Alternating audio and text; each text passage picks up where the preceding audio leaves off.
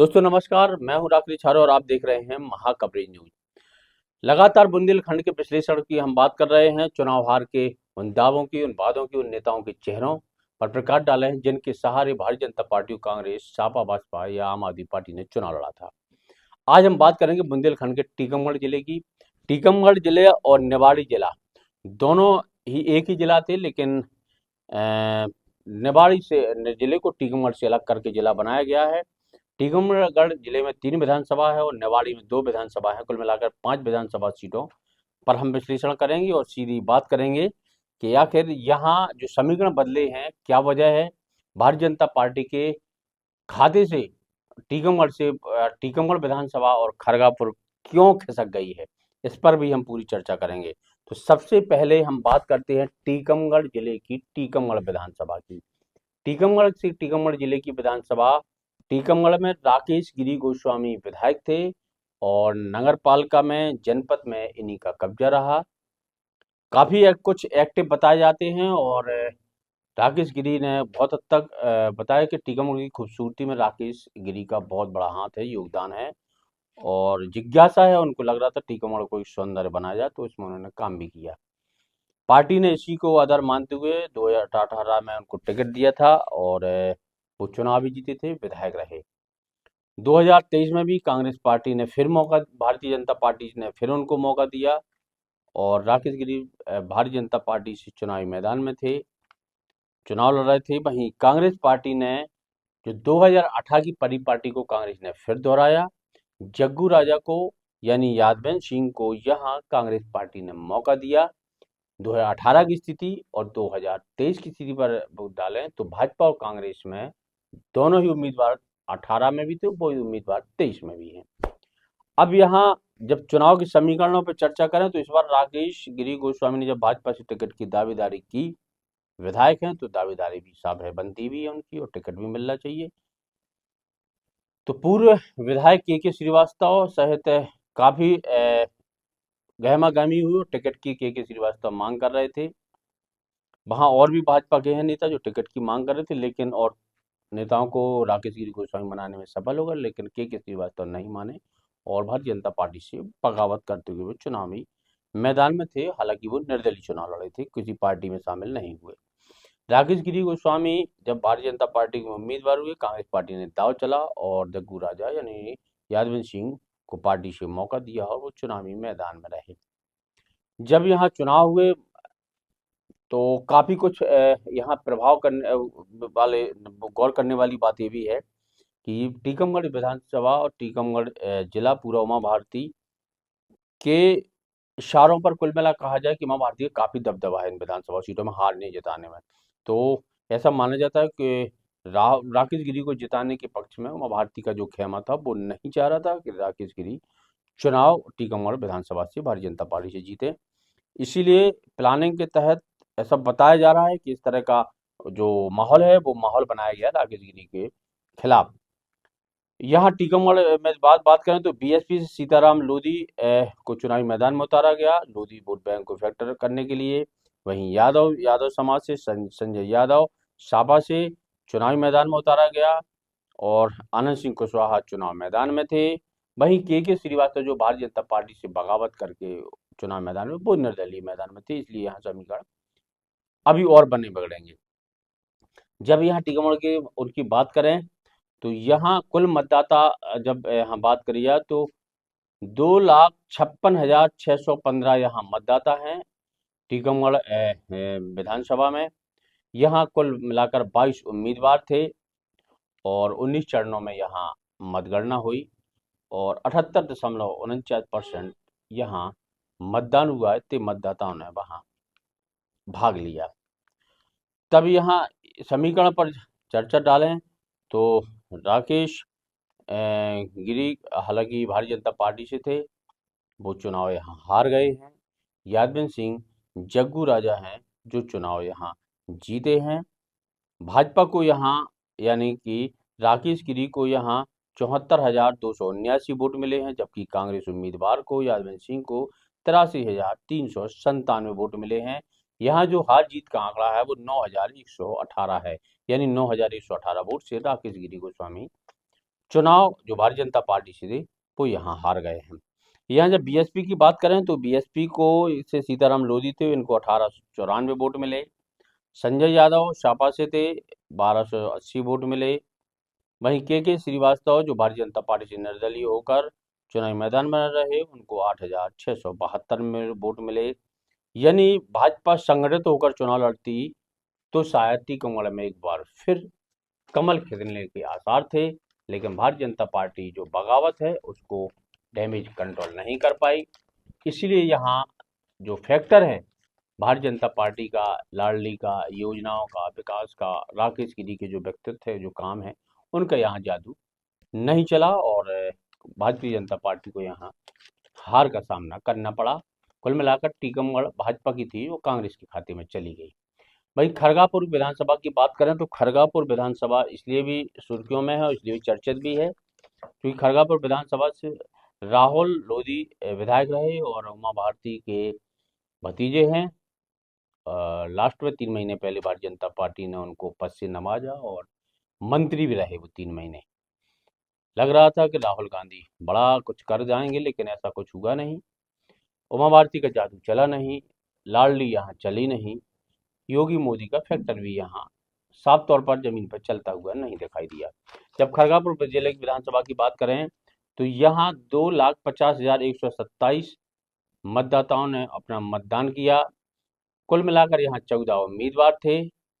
19 चरणों में यहाँ भी मतदान हुआ खरगापुर विधानसभा में और जो जीतकार का अंतर है वो यहाँ 75.29 है। जब यहाँ हम बात करें खरगापुर विधानसभा की तो खरगापुर विधानसभा में चंदा सिंह गौर, सुरेंद्र सिंह गौर, यहाँ उनको मौका मिला था और वो 18 में चुनाव भी लड़ी थी चंदा सुरेंद्र सिंह गौर। इस बार भी कांग्रेस पार्टी से मौका दिया और राहुल लोधी 2018 के चुनाव में भी थे भारतीय जनता पार्टी से और इस बार भी भारतीय जनता पार्टी ने राहुल लोधी पर ही भरोसा जताया था। माँ भारती के करीबी हैं, भतीजे हैं, तो स्वाभाविक सी बात है उनको टिकट मिलना भी था, लेकिन जनता के भी जो जादू चलना चाहिए था वो नहीं चला। अब उसका कारण कुछ भी कहा जाए, या तो राहुल लोधी का विरोध, उनके कार्य करने की जो कार्यशैली है वो लोगों को पसंद नहीं आई। उन्होंने जो वादे दावे किए होंगे जनता के बीच वो भी खरे नहीं होते, शायद इसीलिए जनता का जो मत है, जनता को जो रुझान है वो भाजपा के पक्ष में न जाकर कांग्रेस के पक्ष में गया, यानी सुरेंद्र सिंह गौर, चंदा सुरेंद्र सिंह गौर वहाँ विजयी हुए। यहाँ जब बात करें आंकड़ों की तो भारतीय जनता पार्टी को यानी राहुल लोधी को यहाँ पर 75,622 मत मिले राहुल लोधी को, जो जीत के लिए पर्याप्त नहीं थे। वहीं अगर कांग्रेस उम्मीदवार चंदा सुरेंद्र गौर की बात करें तो यहाँ 83,739 वोट मिले चंदा सुरेंद्र सिंह गौर को और उन्होंने कांग्रेस पार्टी से जीत हासिल की। जबकि शिखा हृदय कुशवाहा यहाँ भाजपा से थे चुनावी मैदान में, उनको 8,559 वोट मिले। जो प्यारेलाल सोनी आम आदमी पार्टी से चुनाव लड़े थे उनको 12,174 वोट मिले। प्यारेलाल सोनी आम आदमी पार्टी से हैं, वो काफ़ी हद तक वहाँ एक्टिव है खरगापुर विधानसभा नगर पंचायत में, काफ़ी दबदबा है उनका और जमीनी कार्यकर्ता के रूप में उनकी प्यारेलाल सोनी की छवि भी है। टिकट की मांग कर रहे थे, टिकट नहीं मिली, अंत में वो आम आदमी पार्टी में शामिल हुए और चुनाव लड़ा गए। बता जो खबर है खरगापुर विधानसभा जो राजनीतिक समीकरणों पे जब उनकी चर्चा करें फिर विचार करें तो प्यारेलाल सोनी ही खरगापुर विधानसभा से राहुल लोधी को हराने के लिए बहुत महत्वपूर्ण भूमिका निभाई। अगर प्यारेलाल सोनी भारतीय जनता पार्टी के साथ रहते तो शायद राहुल लोधी फिर चुनावी मैदान में होते और जीतते भी, लेकिन ऐसा नहीं हो पाया। राहुल लोधी अपने विरोधियों को, अपने साथियों को, अपने कार्यकर्ताओं को समझाने में नाकामयाब रहे और रातों कांग्रेस भारतीय जनता पार्टी से उनको हार का सामना करना पड़ा और खरगापुर विधानसभा से एक बार फिर सुरेंद्र सिंह गौर विधायक हैं। कुल मिलाकर भारतीय जनता पार्टी की सीट कांग्रेस के खाते में यहाँ भी खिसक गई। अब बात करें जतारा विधानसभा की। जतारा विधानसभा में हरिशंकर खटीक कई बार विधायक रहे, भारतीय जनता पार्टी में मंत्री रहे।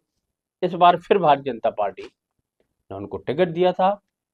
वो हालांकि पिछला चुनाव हार गए थे, लेकिन इस बार भारतीय जनता पार्टी से चुनाव टिकट मिला, मंत्री नहीं बन पाए थे वो पिछली बार।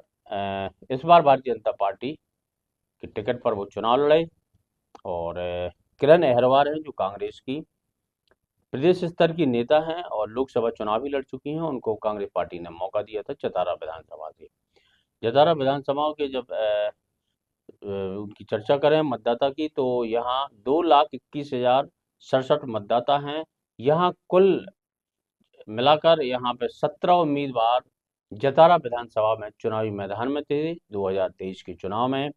यहाँ भी 19 चरणों में मतगणना हुई और यहाँ मतदान का जो प्रतिशत है वो 75.42% है, जो यहाँ मतदान का परसेंटेज है जतारा विधानसभा में।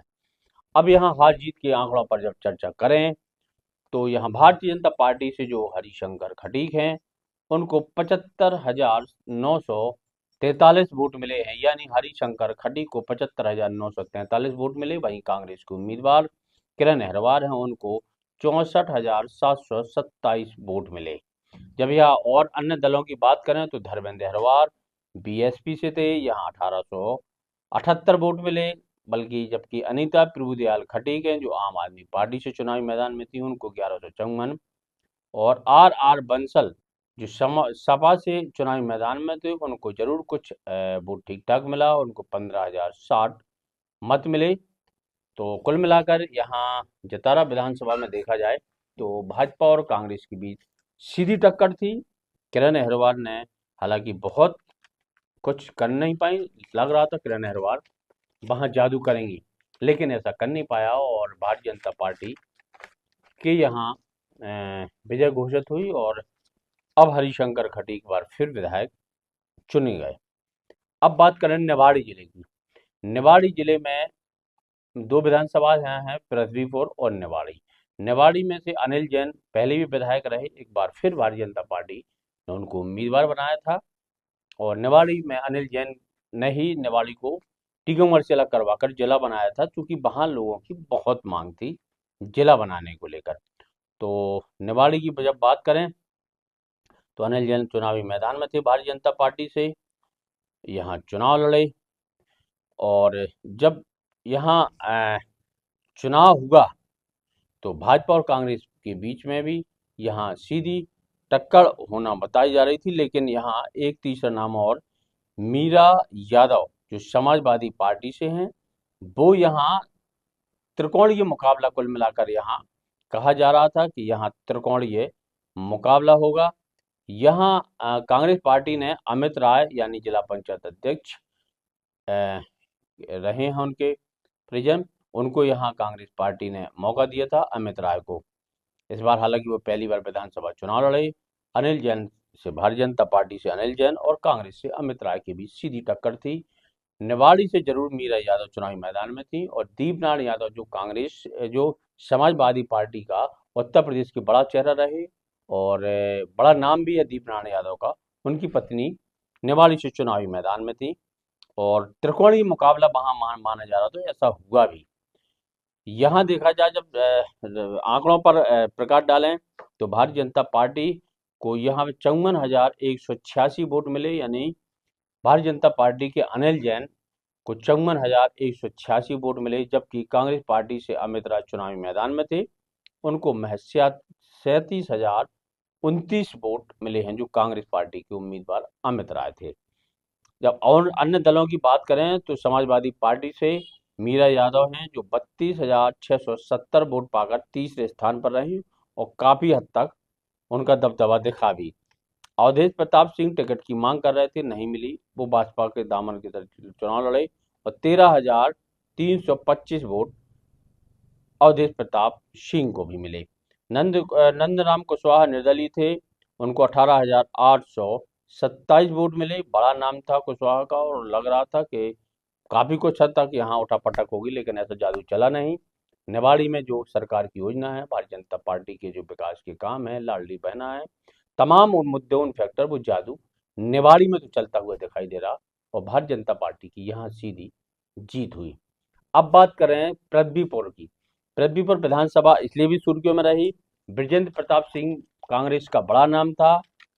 हालांकि उनके बृजेंद्र प्रताप सिंह कोरोना में शांत हो गए थे, उनकी मृत्यु हो गई थी। वहाँ उपचुनाव हुआ था और फिर जब उपचुनाव हुआ तो हालांकि कांग्रेस पार्टी ने ब्रजेंद्र प्रताप सिंह के बेटे नितेंद्र राठौर पर दाव लगाया था, लेकिन भारतीय जनता पार्टी ने शिशुपाल यादव को मौका दिया और शिशुपाल यादव उपचुनाव में 2020 में जीते थे। अब 2023 की बात आई तो वही परिपाटी, वही स्थिति, वही समीकरण फिर बने। कांग्रेस से शिशुपाल यादव, भाजपा से शिशुपाल यादव और कांग्रेस से नितेंद्र राठौर चुनावी मैदान में थे। सीधा मुकाबला था वहां भाजपा और कांग्रेस के बीच, कांटे का टक्कर था, उठापटक अंत अंत तक चली, कोई आगे कोई पीछे, कोई आगे कोई पीछे, इस तरह का चला। लेकिन यहाँ देखा जाए तो भारतीय जनता पार्टी का जो जादू चलना चाहिए था वो चलता हुआ नहीं दिखाई दिया और यहाँ कांग्रेस की जीत हुई। यानी पृथ्वीपुर विधानसभा में भारतीय जनता पार्टी के डॉक्टर शिशुपाल यादव को हार का सामना करना पड़ा और कांग्रेस से नितिन सिंह राठौर वो विजय हुई। जब यहाँ आंकड़ों पर प्रकाश डालें तो भाजपा को 83,908 वोट मिले, यानी शिशुपाल यादव को 83,908 वोट मिले। वहीं कांग्रेस के नितिन सिंह राठौर को 85,739 वोट मिले। कुल मिलाकर यहाँ देखा जाए तो सीधा मुकाबला भाजपा और कांग्रेस के बीच में ही था। बड़ी उठापटक रही, लेकिन अंत में नितिन सिंह राठौर यानी कांग्रेस का खाता खुला और कांग्रेस विधायक चुनेगा नितिन सिंह राठौर। यहाँ के मतदाताओं की बात करें तो यहाँ 2,12,121 मतदाता हैं और यहाँ भी पृथ्वीपुर में 13 उम्मीदवार चुनावी मैदान में थे और यहाँ 14 चरणों में मतदान हुआ। यहाँ 85% मतदान हुआ, लगभग 86%, 85.53% यहाँ मतदान हुआ, लगभग 86% यहाँ मतदान हुआ। काफी हद तक लोगों ने उत्साह दिखा मतदान करने का। जब यहाँ अन्य दलों की बात करें तो आशीष कुमार रैकवार हैं जो बीएसपी से चुनावी मैदान में थे, उनको महज 1614 वोट ही मिले। समाजवादी पार्टी से मिनी यादव थी जो ना के बराबर 229 वोट मिले। कुल मिलाकर और भी दल हैं जो चुनावी मैदान में थे। आम आदमी पार्टी भी थी और निर्दलीय चुनाव मैदान में रहे, लेकिन सीधा मुकाबला भाजपा और कांग्रेस के बीच में ही था। तो निवाड़ी जिले में देखा जाए तो एक भाजपा के खाते में और पृथ्वीपुर कांग्रेस के खाते में सीट गई और यही हाल कांग्रेस का है। टीकमगढ़ जिले में भी है, तो 3 में से 2 सीटें कांग्रेस के खाते में और 1 सीट भाजपा के खाते में गई। कुल मिलाकर यहाँ जब बात की जाए टीकमगढ़ और निवाड़ी जिले की तो यहाँ 2 सीटें भाजपा में पहुँच गई हैं और बाकी सीटें सभी कांग्रेस के खाते में हैं।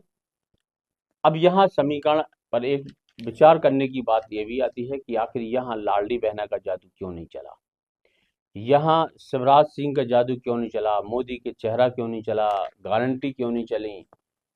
ये विधानसभा फैक्टर बहुत जातिगत चुनाव होते हैं और कई कई जगह और प्रत्याशियों के व्यक्तित्व का चुनाव भी होता है। इन विधानसभाओं में यही हाल रहा है, इसलिए शायद यहाँ ना तो मोदी का जादू चला और न शिवराज की योजनाएं यहाँ खुलकर सामने आई। लाडली बहना जो बताया जाता है कि भारतीय जनता पार्टी के पक्ष में लाडली बहना खुलकर आई, तो टीकमगढ़ में और निवाड़ी जिले में तो कम से कम ये जादू चलता हुआ नहीं दिखाई दिया जो परिणाम आए हैं। तो टीकमगढ़ और निवाड़ी जिले का जो हमने विश्लेषण किया वो बताने की कोशिश की कि किन चेहरों के भरोसे भाजपा कांग्रेस ने चुनाव लड़ा और भाजपा और कांग्रेस में सीधी इन दोनों ही जिलों में सीधी टक्कर रही। भाजपा और कांग्रेस के बीच अब प्रत्याशियों का चयन हो चुका है, उम्मीदवार जीत चुके हैं। अब जनता के बीच उनके जो परीक्षा की बारी है या यूं कहें कि उनकी जिम्मेवारी है अब जनता के बीच पहुंचने की, उनके विकास कार्यों की जो दावे वादे किए हैं अब देखना होगा जो चुने हुए उम्मीदवार हैं या नेता हैं, विधायक तो बन गए, अब जनता के बीच में विश्वास में कितने खरे उतरते हैं।